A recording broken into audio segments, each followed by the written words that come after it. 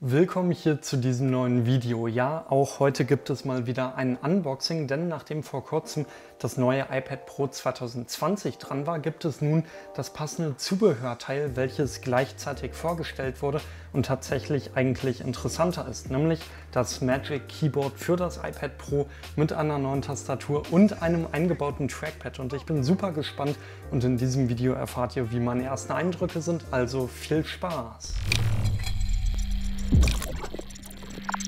Apple-typisch ist die Verpackung ziemlich schlicht gestaltet und ich muss sagen, ich bin super gespannt, was mich jetzt erwartet und wie meine Eindrücke sein werden, denn ich muss sagen, das Magic Keyboard sieht rein von dem, was ich bisher gesehen habe, ziemlich spannend aus. Dadurch, dass man eben eine neue Tastatur hier drin hat, man hat ein Trackpad, iPadOS bietet jetzt auch einen Support für die Maus, der wirklich intuitiv ist und Spaß macht bei der Benutzung. Und ich bin jetzt einfach mal gespannt, wie das Ganze in Kombination mit dem iPad aussehen wird. Ich muss sagen, ich habe schon ein paar Videos gesehen, wo gesagt wurde, das ist erstaunlich schwer. Aber ich muss sagen, ich hätte jetzt irgendwie erwartet, dass das schwerer ist.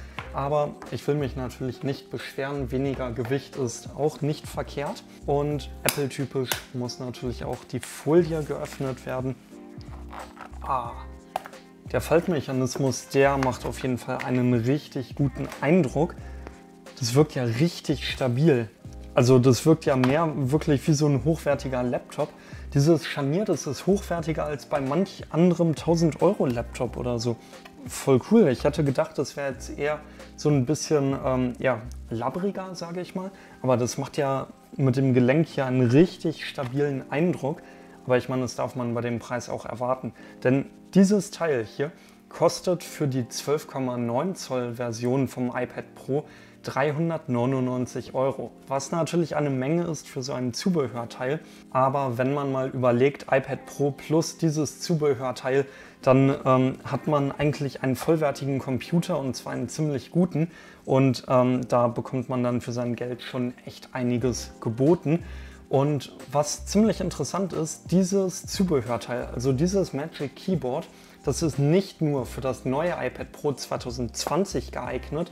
Das sieht zwar auf den ersten Blick so aus, weil hier für die Kamera natürlich der große Ausschnitt ist, aber ihr wisst es, mein iPad Pro 2020 ist nur die 11 Zoll Version und mein iPad Pro von 2018, das habe ich mit 12,9 Zoll.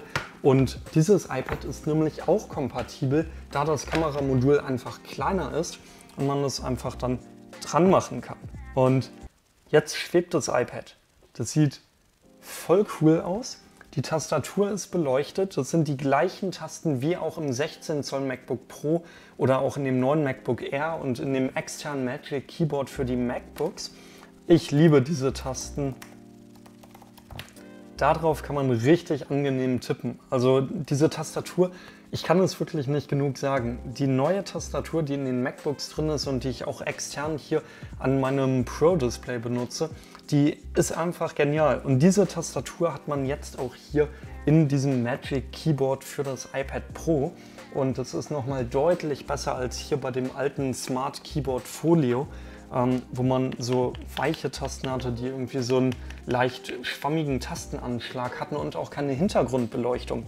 Und hier hat man einfach voll die coolen Tasten und einen super Klickverhalten und damit kann man auf jeden Fall mal Texte schreiben, denn dazu eignet sich das iPad ja schließlich auch. Zack, dann kommt hier noch der Apple Pencil dran und schon ist man eigentlich fertig mit dem kompletten Setup, welches man einfach so mit dabei haben kann und dann hat man eigentlich seinen vollwertigen Computer.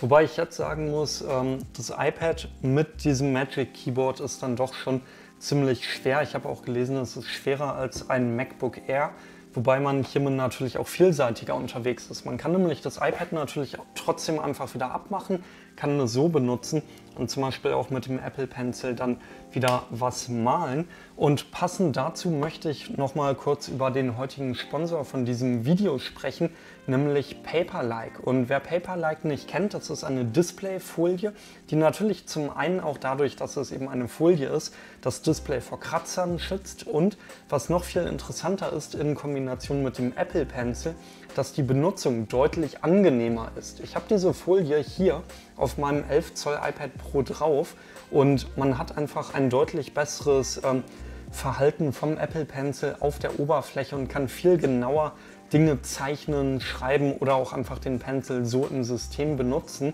Und es fühlt sich mehr an wie ein echtes Blatt Papier und nicht wie so eine glatte Glasoberfläche. Das ist natürlich auch alles miteinander kompatibel. Und wenn ihr Interesse habt, dann findet ihr natürlich den Kauflink unten in der Videobeschreibung. Das heißt, schaut dort auf jeden Fall mal vorbei. Ich muss das Ganze jetzt mal zusammenklappen hier und mir genauer angucken. Und ich bin super angetan von dem Scharnier. Das fühlt sich echt hochwertig an. Also das ist nicht wie so eine billige Hülle oder so, sondern das ist einfach hochwertig gebaut und man merkt, hier steckt Qualität drunter. Aber wie gesagt, bei dem Preis kann man das eben auch verlangen.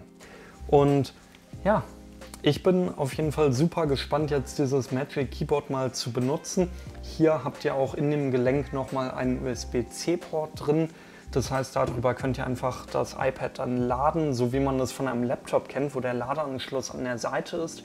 Und alternativ habt ihr dann hier natürlich noch den im iPad verbauten USB-C-Port frei, um da sonst was anzuschließen. Boah, ich kann auf dieser Tastatur richtig schnell schreiben und die Steuerung mit den Shortcuts macht super Spaß in iPadOS und natürlich der Maus-Support, wo die Maus auch so an die Apps ein bisschen rangezogen wird, dass die Bedienung noch einfacher ist und dann die coolen Effekte. Oh, das macht richtig Spaß, damit dann mal zu arbeiten. Das Trackpad ist zwar etwas kleiner als in den MacBooks, aber ich meine, man hat ja auch weniger Platz. Dafür muss ich sagen, ist das Ganze auch ziemlich gut gelöst. Und was mir sehr gut gefällt, dass man wirklich überall klicken kann und egal wo man klickt, der Druckpunkt ist der gleiche. Und das finde ich persönlich immer sehr wichtig bei einer Maus bzw. einem Trackpad, dass die Bedienung wirklich Spaß macht. Und dieses schwebende Design, das sieht so cool aus, dass man einfach ein iPad in der Luft schweben hat. Gerade wenn man davor sitzt und tippt, dann sieht man einfach nur dieses iPad in der Luft. Und vor sich die Tastatur und da fühlt man sich gleich voll produktiv. Also, ich werde das Ganze auf jeden Fall mal jetzt in nächster Zeit ausprobieren und testen. Schreibt mir auch mal unten in die Kommentare, was euch dazu interessiert, dann werde ich da im Review nochmal näher drauf eingehen. Und wenn ihr keine weiteren Technikvideos mehr von mir verpassen möchtet, dann abonniert diesen Kanal und bis zum nächsten Mal. Ciao!